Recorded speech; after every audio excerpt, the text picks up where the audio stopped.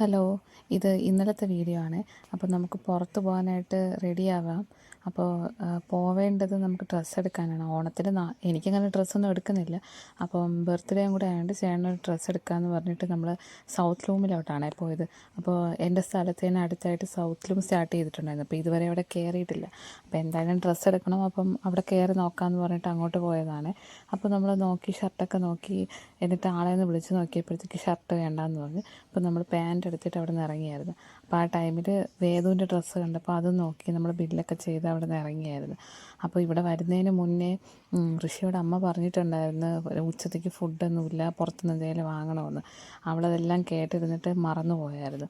ഡ്രസ്സൊക്കെ എടുത്ത് ഈ കടയിൽ നിന്ന് ഇറങ്ങുമ്പോൾ തന്നെ 3 മണിയൊക്കെ ആയിട്ടുണ്ടായിരുന്നേ. അപ്പോഴേക്കും അമ്മ പറഞ്ഞു നീ ഫുഡ് വാങ്ങിക്കാനായിട്ട് കൊടുത്തോന്ന് ചോദിച്ചു. അപ്പോഴാണ് ഈ ഒരു എക്സ്പ്രഷനായിട്ട് ആളിരിക്കുന്നത്.